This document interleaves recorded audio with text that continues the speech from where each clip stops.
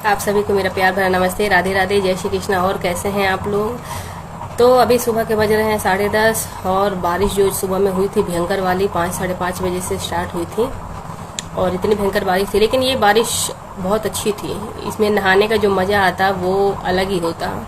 हमें भी मन करता है, हम लेडीज़ को भी मन करता है अपना बचपन जीने का, बारिश में नहाने का। लेकिन वो टाइम ही गलत था कि उस समय है तो बच्चों को स्कूल भेजना होता है, घर का खाना पीना भी देखना रहता है, तो उस समय हम लोग ऐसा नहीं कर सकते, मतलब एंजॉय नहीं कर सकते बारिश में।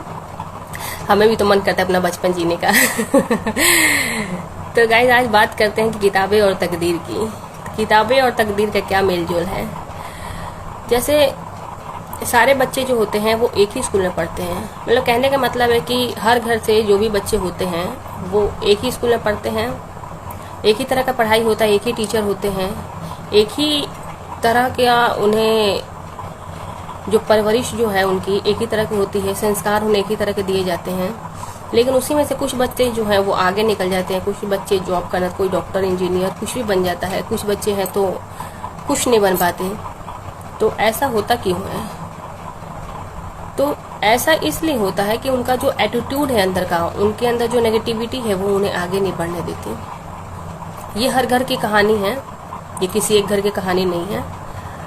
अगर बच्चे के अंदर नेगेटिविटी आ जाती है और उसके अंदर है जो जलन की भावना आ जाती है, तो वो बच्चा कभी अपने लाइफ में आगे नहीं बढ़ पाएगा, कभी वो अपने लाइफ में कुछ नहीं कर पाएगा, क्योंकि वो दूसरे को देख के जलता रहेगा, वो दूसरे को देख के सोचता रहेगा मैं इससे आगे कैसे बढ़ूँ, मैं इससे आगे कैसे जाऊँ, मैं इसको पीछे कैसे ढकेलूँ।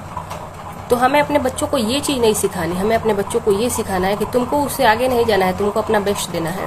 जैसे टीचर अपना बेस्ट देते हैं बच्चों को, अब बस बात वो रहती है कि बच्चे कितना समझते हैं और कितना समझना चाहते हैं, वो कितना उस पर ध्यान देते हैं।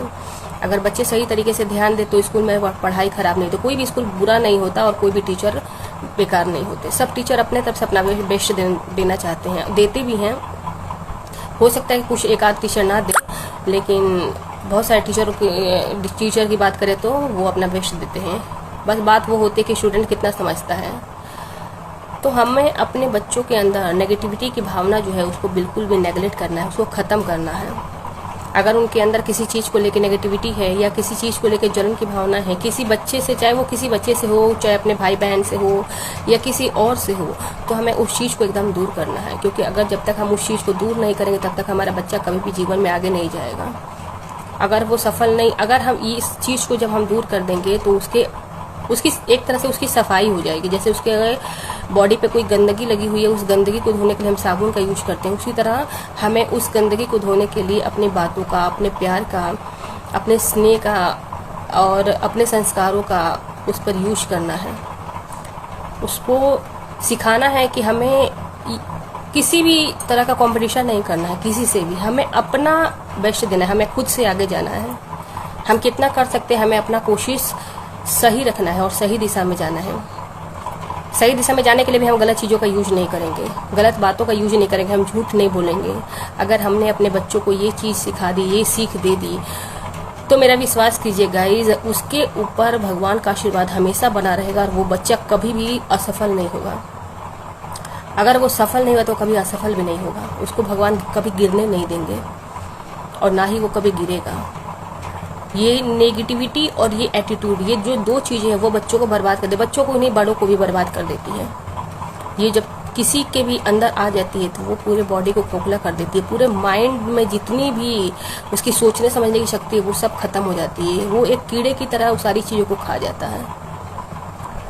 तो सबसे सही चीज़ ये है कि हम पेरेंट्स को ये सोचना है कि हम अपने बच्चे हैं तो जो हमारे बच्चे हैं वो किस दिशा में जा रहे हैं, वो क्या सोच रहे हैं, क्योंकि उनकी बातों से पता चलता है कि वो क्या सोच रहे हैं, किसके प्रति कैसा बात बोल रहे हैं, क्या कहना चाहते हैं, उनके मन में क्या चल रहा है।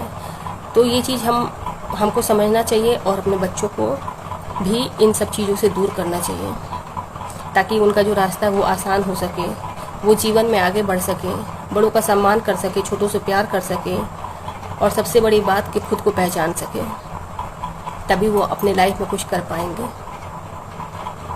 तो चलिए गाइज, मिलते हैं अपने अगले ब्लॉग में। तब तक के लिए राधे राधे, जय श्री कृष्णा।